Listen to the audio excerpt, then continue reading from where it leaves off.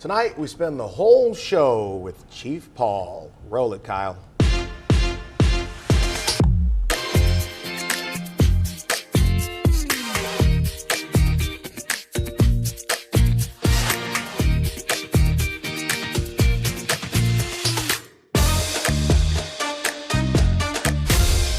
He is the third longest serving police chief in more than 30 years, and a couple of weeks ago he announced he is resigning and moving on to his next chapter.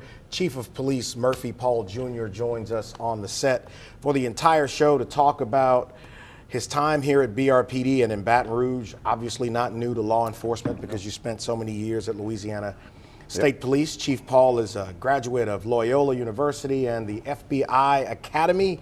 And let's start at the beginning for people who are new to Baton Rouge. Why'd you take this job? Whew. Well, you know, it was, it's interesting. So I was retiring from Louisiana State Police, and I was working on the next chapter, and God was leading me in one direction, and it was to be a certified coach and mentor for John Maxwell. Mm-hmm. So I went to Florida. Motivational speaker. Motivational speaker, life coaching, just so many great, empowering, positive initiatives that John Maxwell has that he teaches and goes around the country inspiring. So that's what I was leading towards. So I made that investment in myself to become a certified trainer. And I met some positive people from Baton Rouge. And one suggested that I apply also to the city of Baton Rouge. And I came back, I applied. The process took a little longer than I thought. Mm-hmm. But when it was presented, I had other opportunities, another one in particular. And I called my mentor, prayed on it. You know, God was leading me here to make a change and to make a difference with some of the challenges that were going on here in the police department. We've talked on previous shows about why you got into law enforcement, so we don't have to rehash all of that. But from the beginning, and we just celebrated the 7th anniversary of the assassination of those officers here in Baton Rouge, and then of course the eventual death of Deputy Nick Toulier to the injuries that occurred. And you come into this job with Baton Rouge in the most different place that I have ever seen it.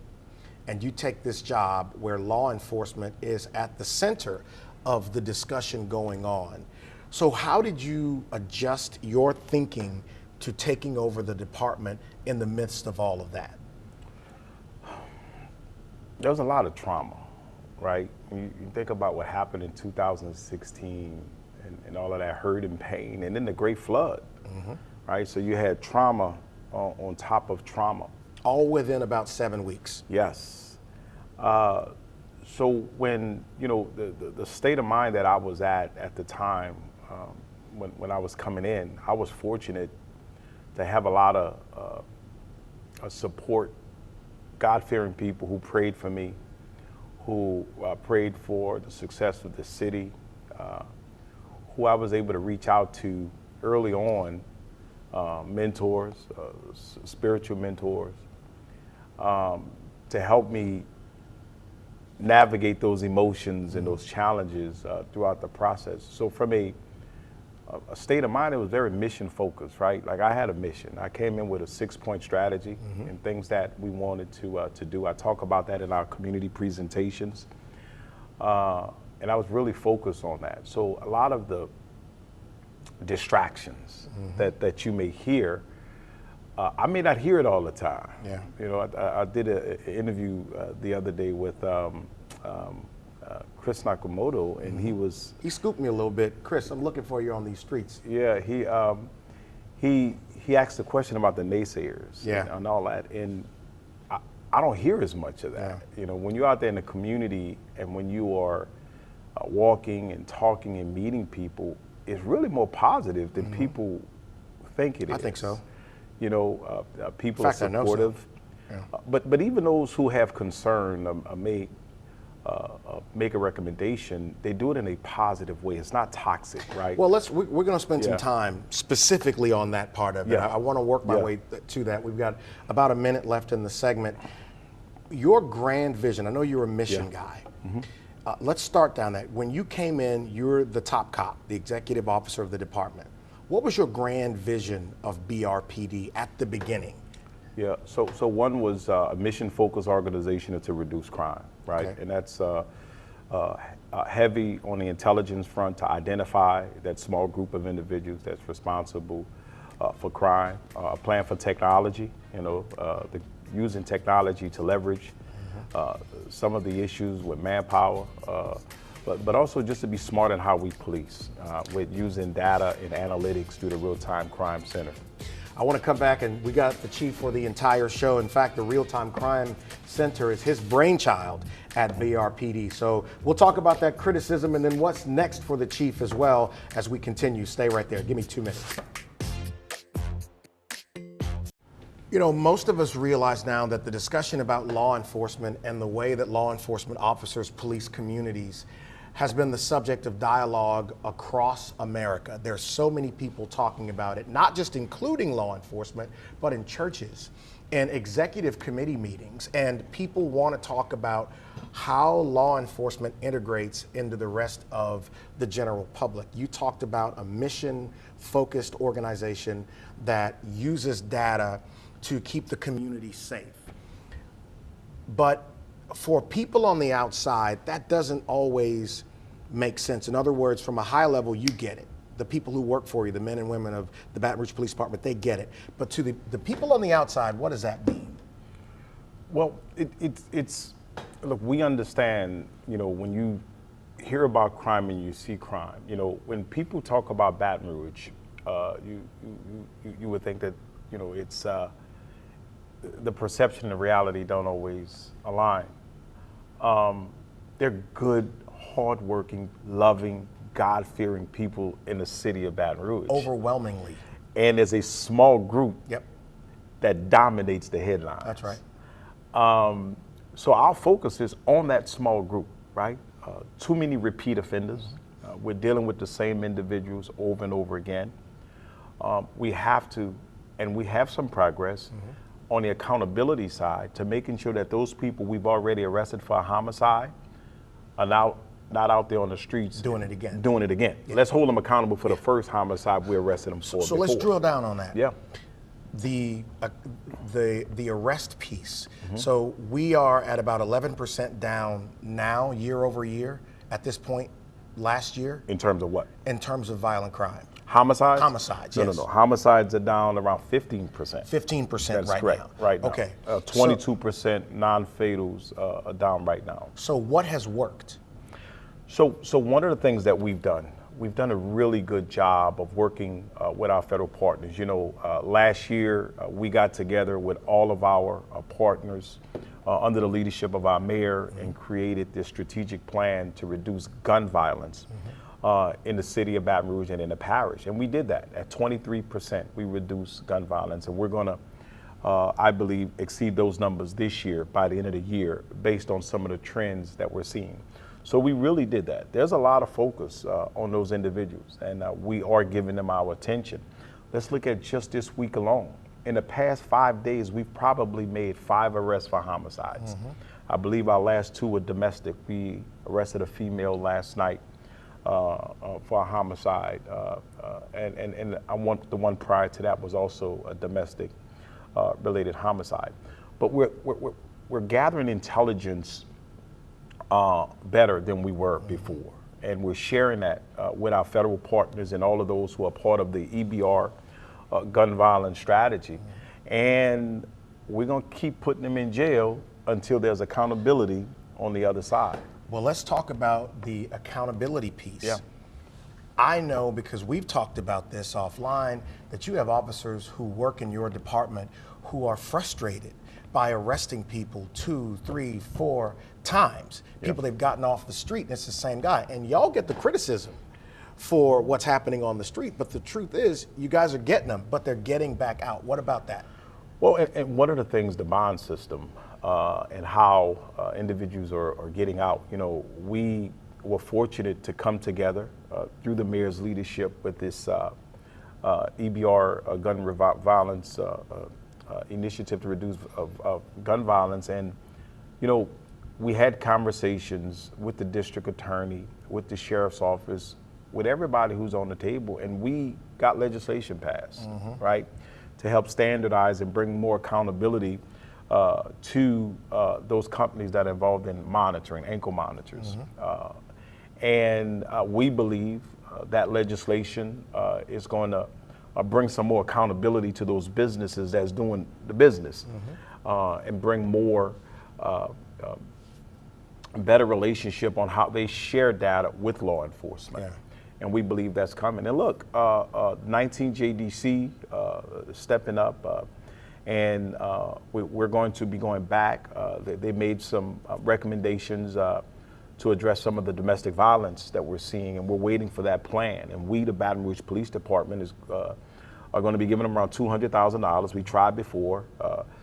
We didn't get it through the city council. They expressed some concerns, went back to the table, and I believe those concerns are going to be addressed, and we're going to be going right before the city council to use these dollars to be more intentional on how we monitor high-risk individuals involved in domestic violence incidents. I got about 30 seconds before the break, then we'll come back. Why is data so important to you?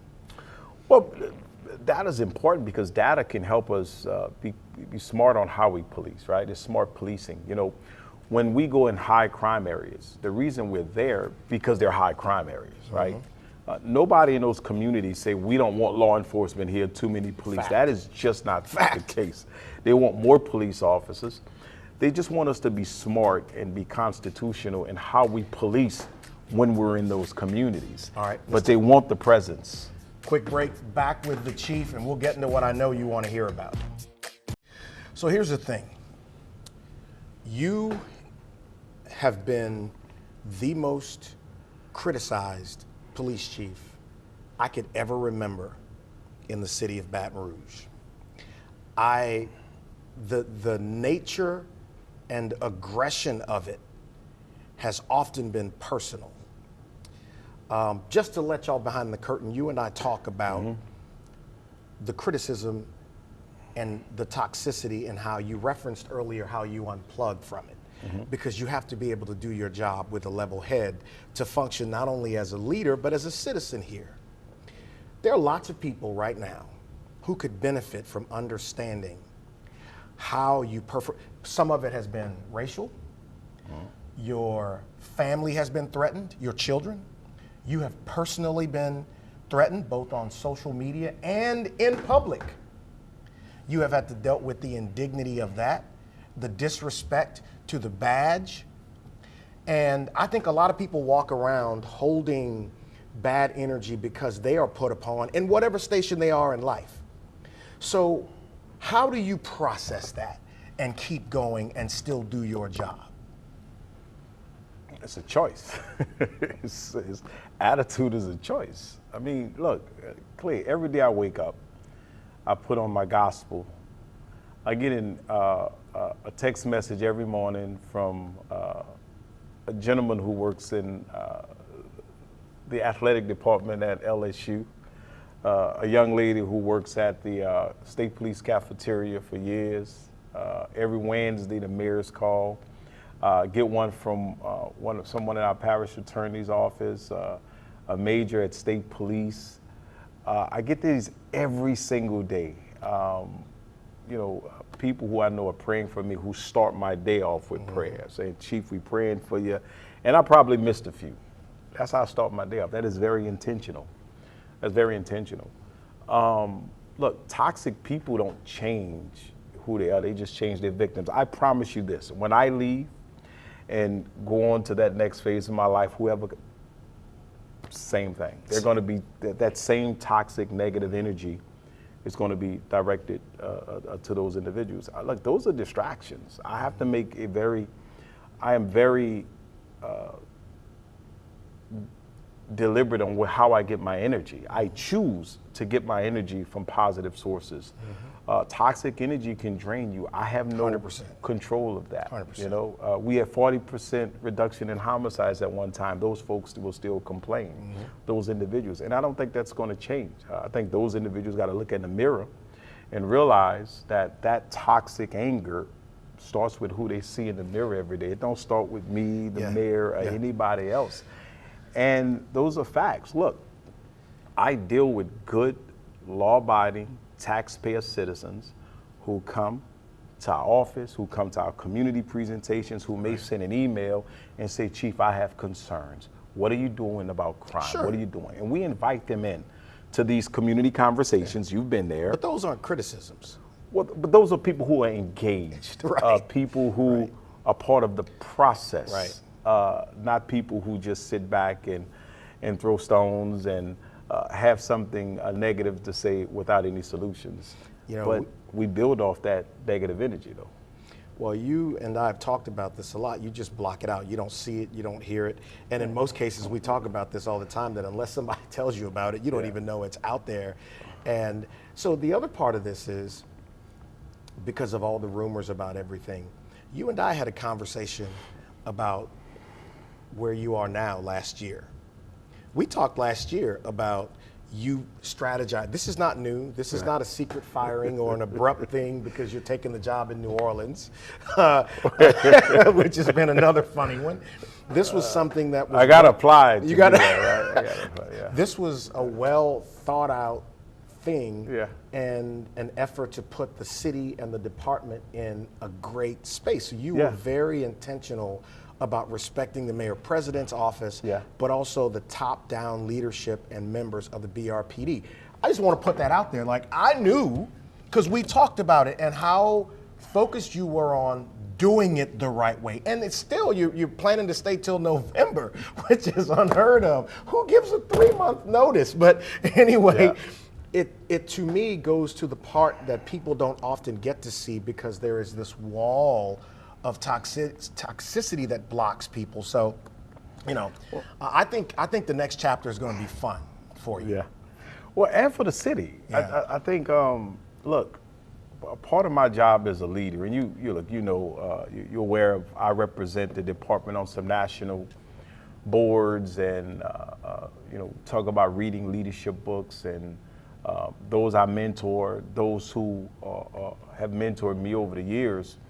But part of my job as a chief is to develop talent within the organization and to help those under me rise up and become better as a chief than I am. They see the mistakes I made, right? Right. They sit there and they know my strengths and my weaknesses, and they try to help adjust in those areas where I need it. But my job is to prepare them, and the foundation is there. All right. One more segment with Chief Paul. Yeah. Stay right there. So finishing the show, the last segment on the high ground, and this won't be the last time we have him in here before he's done, but we wanted to have this conversation. Tell me your best memory, at least to date, about being a member of the Baton Rouge Police Department. Wow, it's so many, Clay. There's so many memories from 2018 when I first started, and I would visit each shift meetings, and I would write down recommendations and suggestions that the young officers had. And to see those recommendations that came from rank and file, right, that came from a police officer at a local level, and to see those concerns from our officers lead to policy changes, to training and other things. That's the piece, because I think I get credit for a lot of the change and some of the things that have happened over the past 5.5 years, both positive and negative.